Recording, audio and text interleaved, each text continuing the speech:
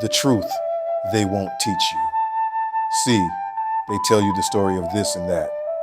But the reason those stories are told is because they're pushed out by institutions and corporations for capitalism.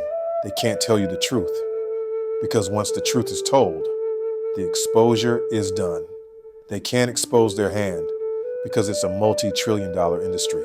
The pharmaceutical companies, the major corporations, the food industry, the FDA, all organized groups put in place by so-called powerful individuals. And these powerful individuals are the deceivers of the world. They deceive the people. They prey on the ignorant. But ignorance is just lack of knowing.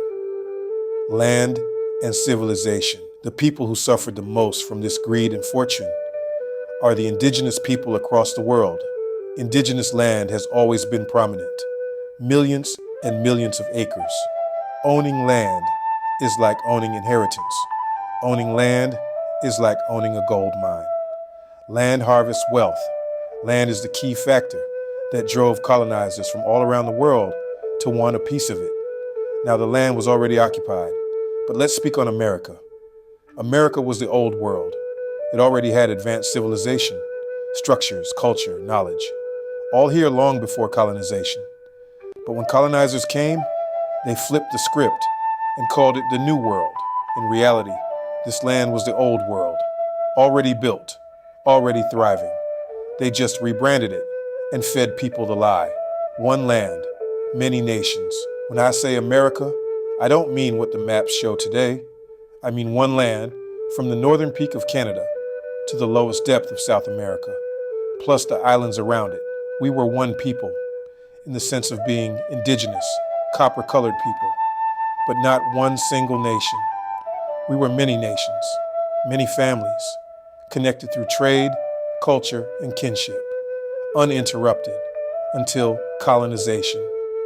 Our civilization and knowledge. We were so civilized that we missed certain key factors.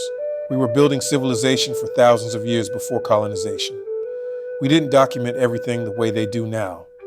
Our records were in books, ancient books, spiritual books, books of guidance, wisdom, knowledge, books of life before death and life after death, books of culture, books of architecture, mathematics, anatomy, agriculture, medicine. We had libraries, we had schools, we had universities, not universities like today. The word universe means all things combined into one, and that's how we taught, unified. One community, one knowledge. Here in America, every community had its own way of teaching.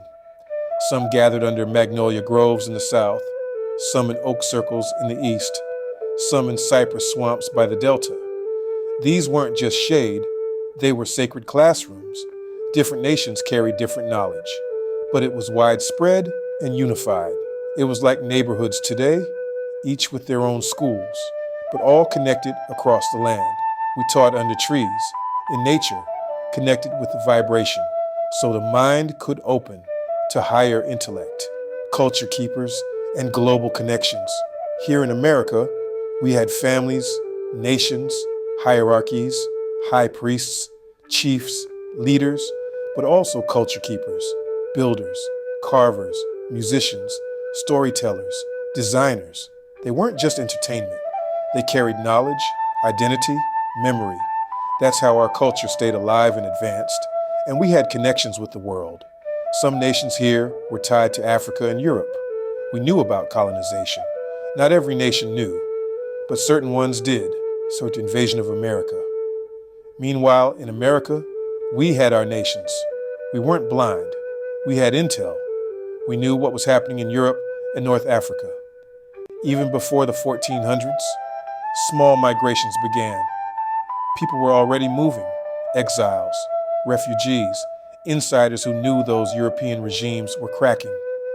Families over there were at war, betraying each other, inbreeding, falling apart. And just like today, when people get wind of disaster before it hits, word spread, folks knew the downfall was coming, and they started to prepare. Some scattered to the islands off Africa. Some slipped into the Star Islands across the Atlantic. Others came here, into Canada, North America, South America. And yes, we had places for them. But those places weren't random. Our nations had it organized and controlled, almost like refuge camps. That's not something you'll find in their school books. That's something passed down through our families, through oral tradition. Some of them became servants under our nations. Some joined through marriage or loyalty. Others stayed in those zones under watch. It wasn't chaos. It was order. We had systems. We had control. But betrayal happened. Some nations tied to Europe opened doors, and that's when the cracks began. And here's the truth. America wasn't really colonized. It was invaded. The deed to this land was never truly settled. The indigenous people still hold it by inheritance. Because this land was ours before any paper, before any signatures. You can't sell what you never owned in the first place. But the Europeans claimed it on paper. They wrote up treaties, stamped it with governments, and backed it with armies and courts. That's why even today, land and treaty cases are still being fought in courtrooms. Indigenous nations still fight to reclaim what was stolen, and European systems still fight to defend what they wrote down. So treaties weren't really peace, they were a pause.